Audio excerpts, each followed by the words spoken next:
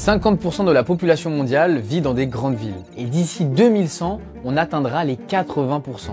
Pourtant, c'est sûrement l'un des pires choix pour l'avenir. Et c'est ce que m'a affirmé un géographe expert qui a analysé comment les villes vont faire face au réchauffement climatique et à la raréfaction des ressources, comme le pétrole. Et j'ai bien peur pour nous que son verdict soit sans appel. L'autonomie alimentaire à ces tailles-là d'agglomération est proprement impossible à atteindre. Mais le plus étrange dans cette histoire, c'est que de nombreuses villes mettent en avant leur compatibilité avec le changement climatique et investissent des milliards pour réussir ce défi. Mais alors, est-ce qu'elles sont dans le déni? Bonne question. Et de notre côté, on a aussi cherché à comprendre où est-ce qu'on pourrait vivre si jamais la ville est vraiment une impasse. On est allé sur le terrain pour voir un autre modèle de société dans un écolieu, loin des grandes infrastructures. Un écolieu qui s'efforce de créer un mode de vie capable de résister aux crises de demain grâce au concept de niche écologique. Alors si vous voulez faire le bon choix pour savoir où est-ce qu'il faut habiter dans le futur, eh bien vous êtes au bon endroit, bienvenue sur Limite.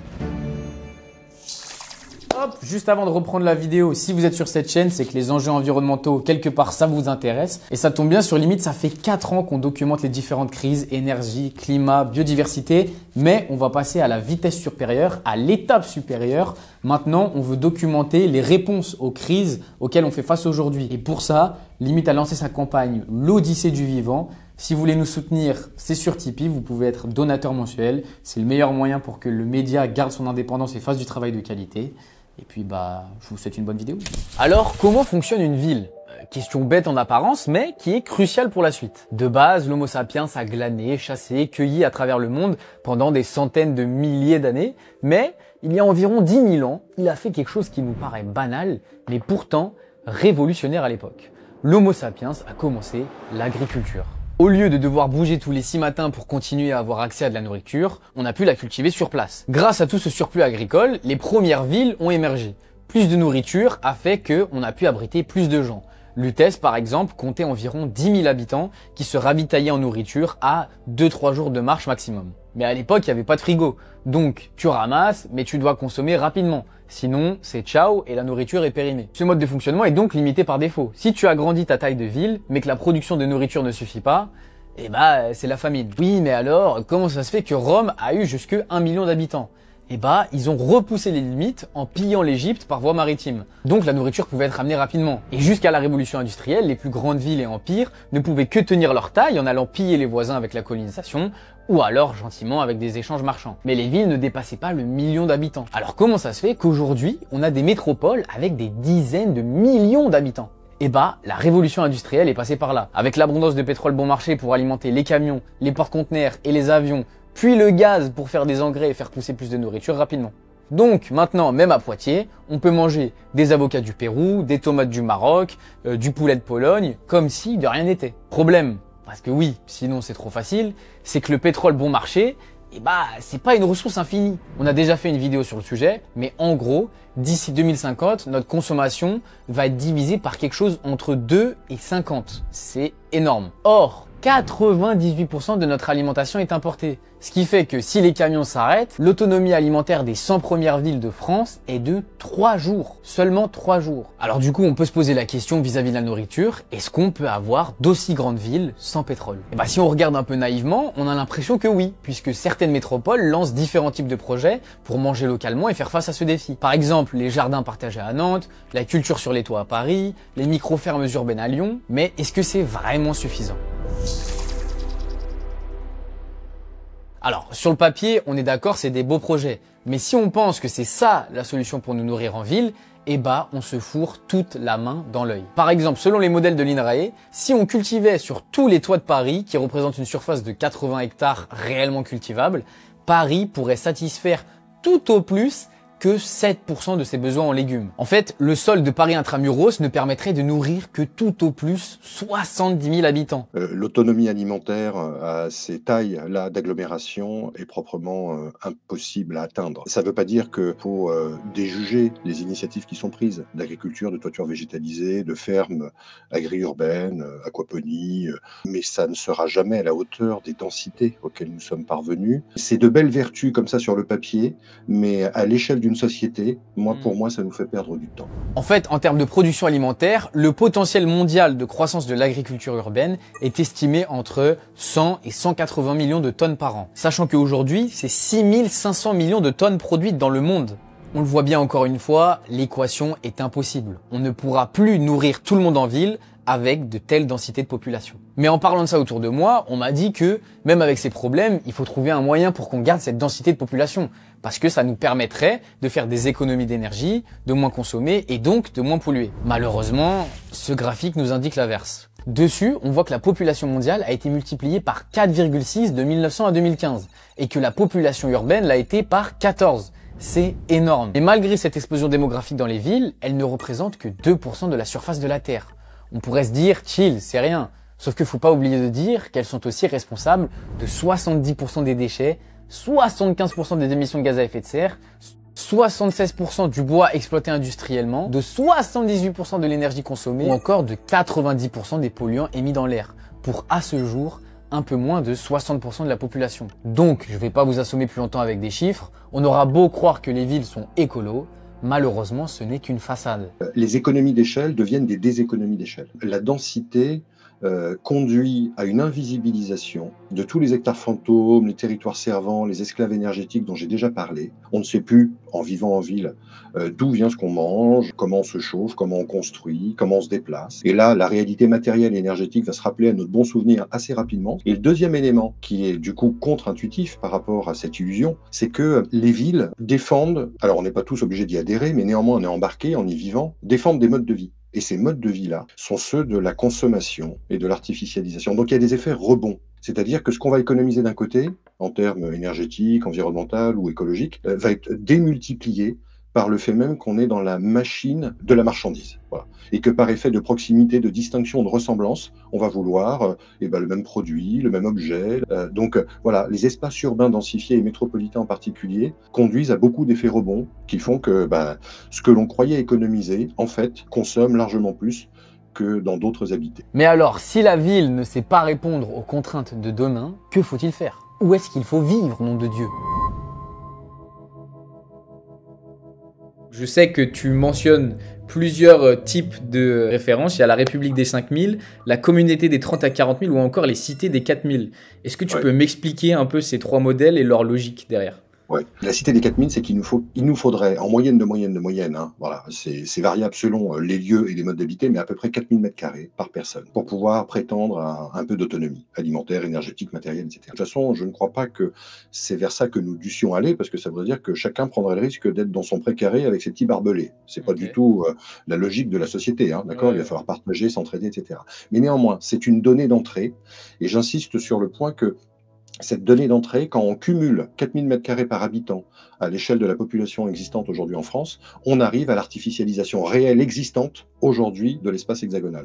On passe à la communauté des 30 à 40 000, puisqu'on va devoir faire mieux avec moins, parce qu'on pourra faire bien moins faire venir de loin, du fait de la descente énergétique et la compression matérielle dont j'ai parlé.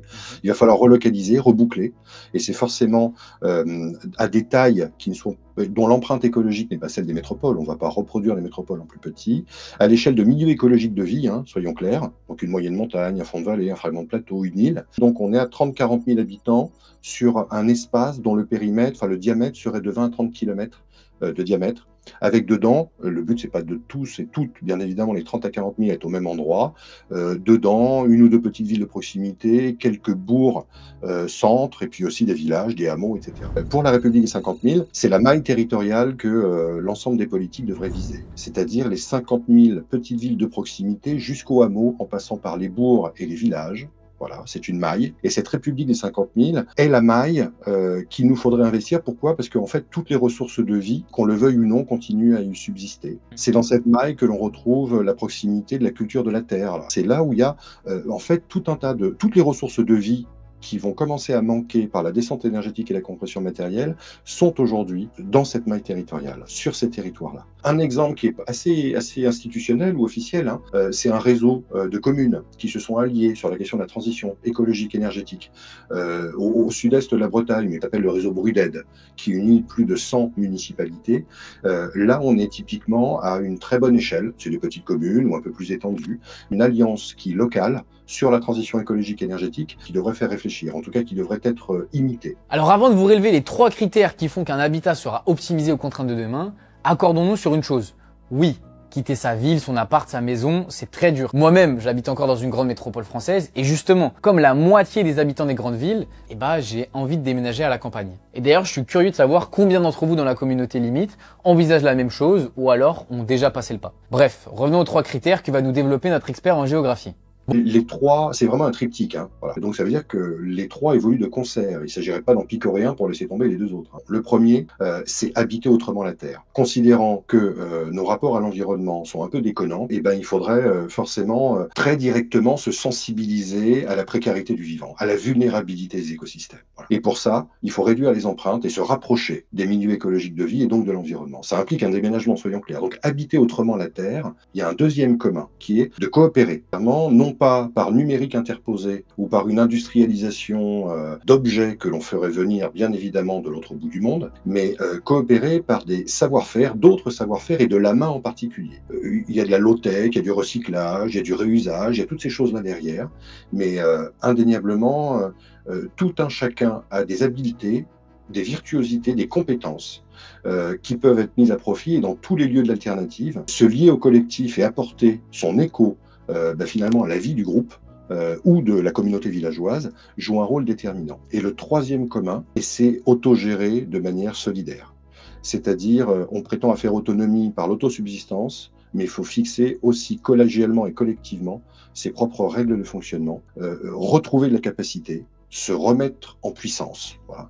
Et sans bien évidemment tout dézinguer. Hein. Donc habiter, coopérer, autogérer sont les 3 communs que l'on retrouve quasi systématiquement dans toutes les initiatives de l'alternative sociale écologique et particulièrement, pour pas dire quasi exclusivement, depuis les campagnes, donc depuis les mondes ruraux. Bon, c'est bien beau de critiquer les grandes villes alors que moi-même je suis en train de tourner cette vidéo à Paris.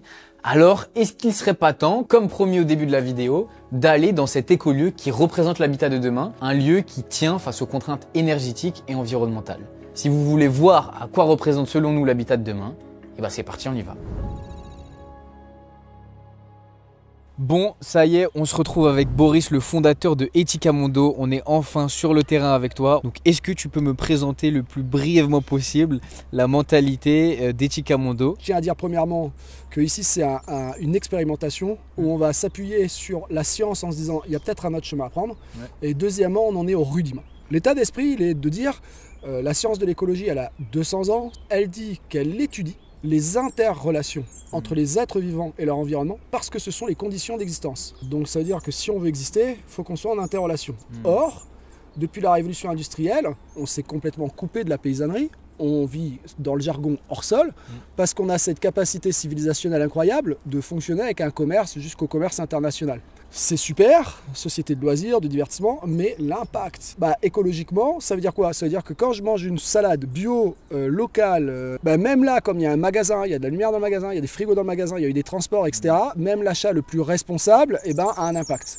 Nous, avec l'écolieu, vraiment, on se met le défi de réussir à répondre à l'ensemble de tous nos besoins uniquement avec un phénomène d'interrelation directe avec l'écosystème qui nous entoure. Donc on va utiliser des arbres de notre forêt, on va cultiver sur nos traversiers, on va capter l'eau de l'écosystème, mais quel savoir mobiliser? Et aussi quel risque? Par exemple, on voit que dans la maison on pourra intervenir avec plus de terre, d'argile, mais ça se fait peu dans les Cévennes. Donc on a préféré encore réutiliser la chaux qui est un peu plus polluante, mais au moins on a un peu plus de sécurité. On est dans l'équilibre entre un idéal de recherche, mais on est quand même face à beaucoup de choix où des fois on hésite entre les deux et on prend la sécurité. Et on a aussi fait des choix comme ici on est vraiment sur des terrasses et ça nous prend beaucoup de temps et au début on le faisait qu'à la pioche. On ne voulait pas utiliser de mini-pelle parce que pas de pétrole, de grosse sidérurgie. On a pris 5 personnes gaillardes et on a envoyé. Mais vraiment on a envoyé la patate pendant une semaine. On a calculé, il nous fallait 34 ans à ce rythme pour ne faire que les terrassements. Pas monter les murs, pas cultiver, pas restaurer le masse, pas faire à manger, pas gagner le quelque argent qu'il nous faut pour équilibrer nos besoins quotidiens, etc.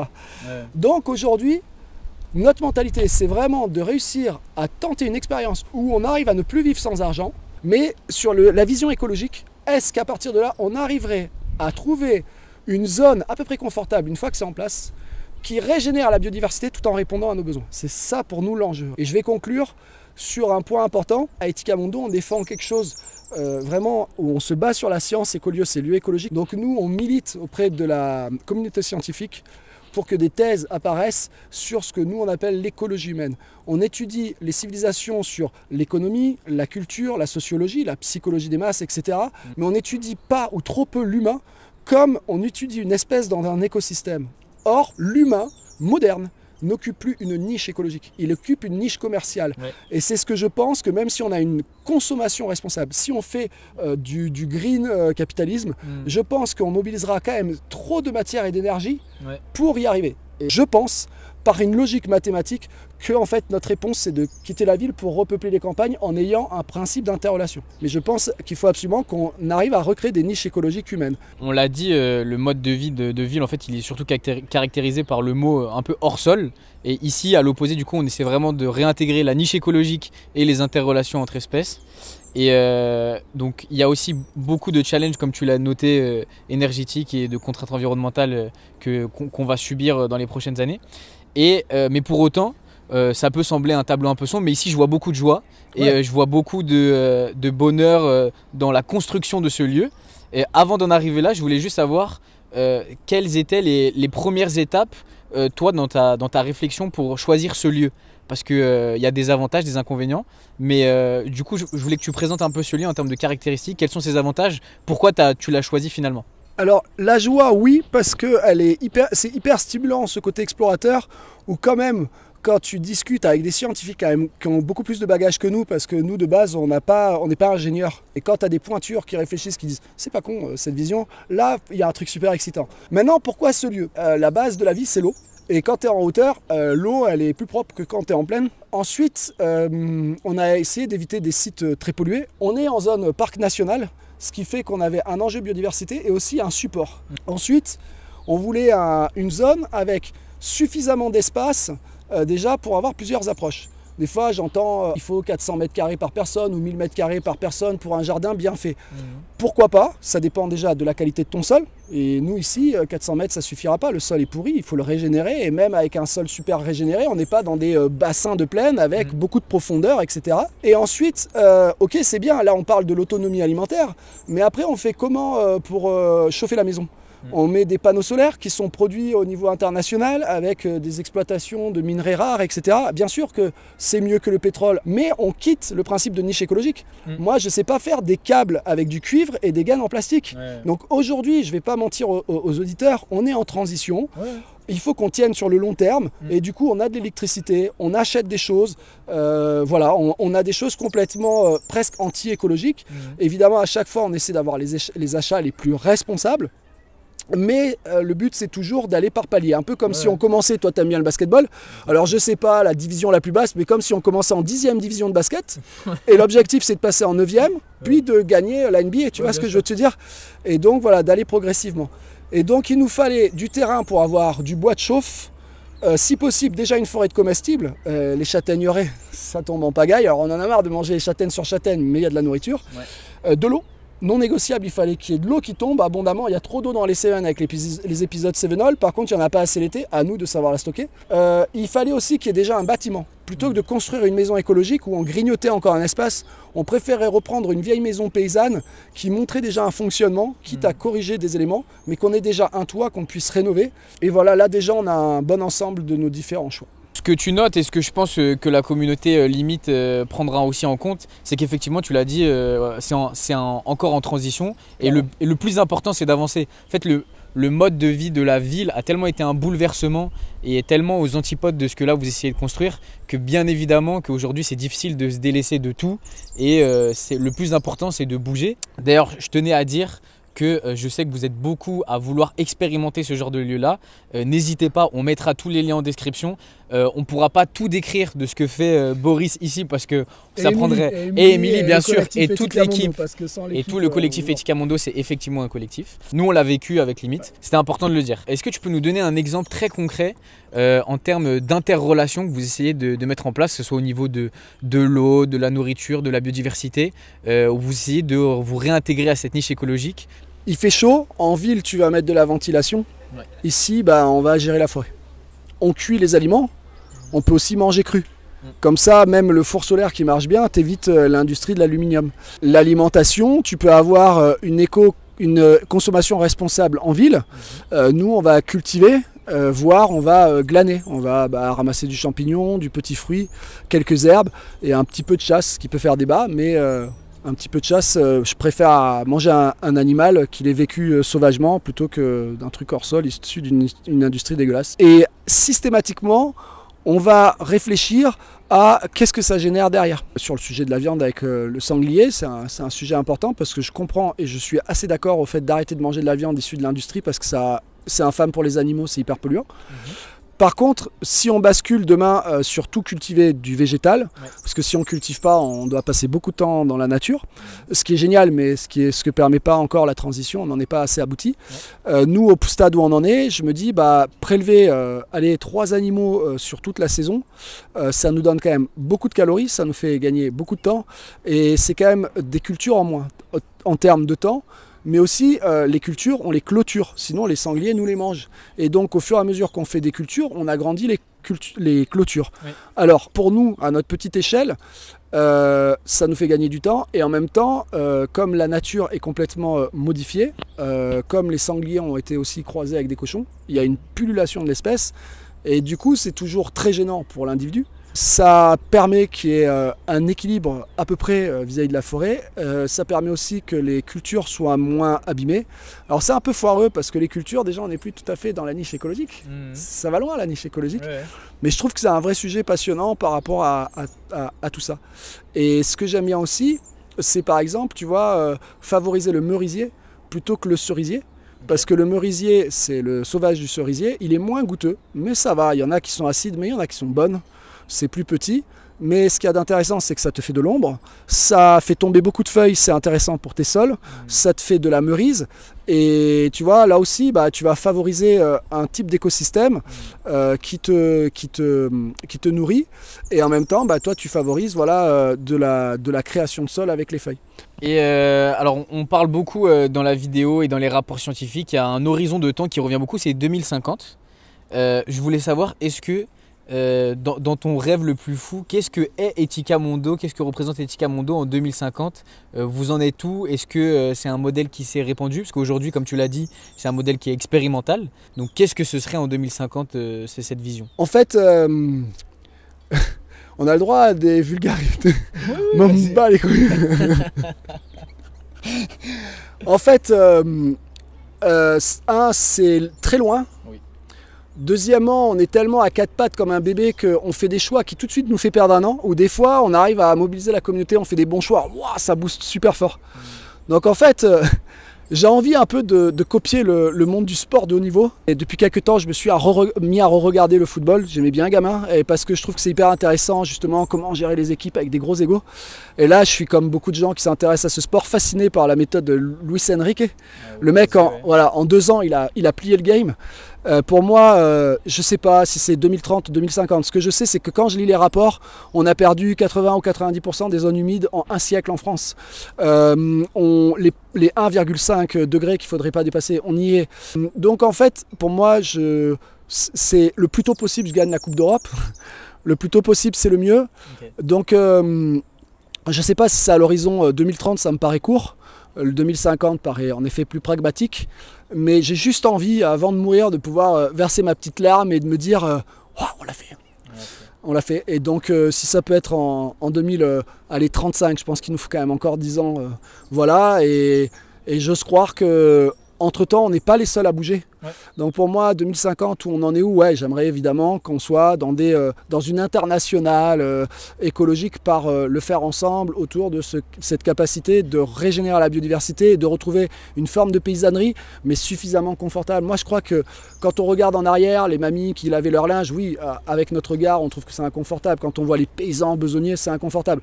Mais aujourd'hui, imaginez que toutes nos rivières sont polluées et que je mange l'équivalent d'une carte bleue en plastique par mois, je crois. Enfin, j'en ai marre. J'en ai marre. Existentiellement, c'est glauque. Physiquement, on n'est plus du tout taillé. On a la chance d'être valide. On n'est plus du tout taillé. Tu vois, quand on arrive à faire un peu de sport, on est là trop fort. Regarde les paysans avec un bras, ils te levaient un truc de malade. Tu vois. Donc j'espère qu'on arrivera à réassocier la classe ouvrière avec la classe intellectuelle autour d'une forme de paysannerie un peu ingénieure. Voilà, j'aimerais bien qu'on en soit là. Mais franchement, ce qui compte, c'est ce que je peux contribuer à faire.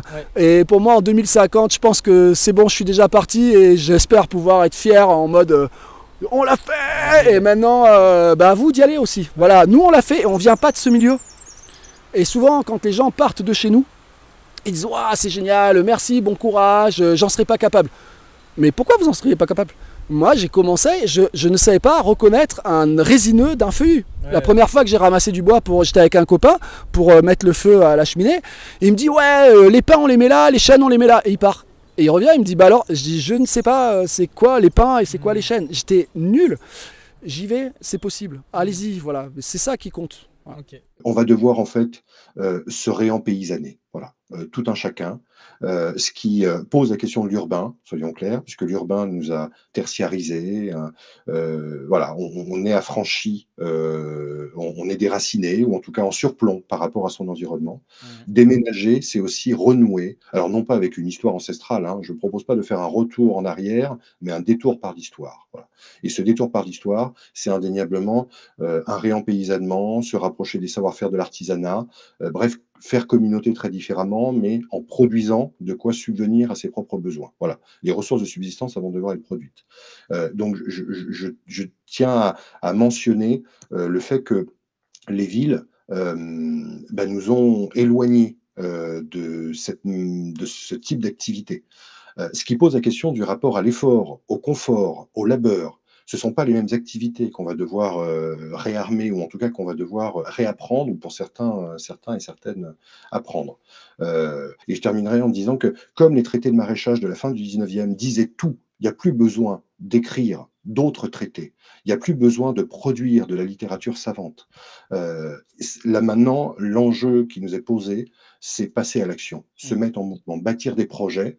Et j'invite tout un chacun, en fait, qui aurait un doute et qui aurait quelques contrariétés vis-à-vis des mondes urbains métropolisés, dans leur fonctionnement, dans la suffocation, la saturation, dans la fatigue, dans l'accélération, dans toutes les choses que l'on ressent corporellement, à faire parler son corps à un moment donné, à écouter son corps. Et théoriquement, écologiquement, avec les températures annoncées et les îlots de chaleur qui ont déjà commencé, et aussi la faible autonomie alimentaire, je ne reviens pas sur tout ce qu'on a dit, voilà, certains sont déjà passés de l'autre côté du Rubicon. Je pense que dorénavant, ça a déjà commencé à augmenter et ça va s'accélérer. Donc, autant l'anticiper collectivement. Mais on a des gardiens du temple et on a aujourd'hui des manières de penser, des paradigmes de pensée qui invisibilisent encore largement cette option qui est la seule viable, responsable et décente pour la France, mais aussi bien pour d'autres pays, hein, soyons clairs. Voilà.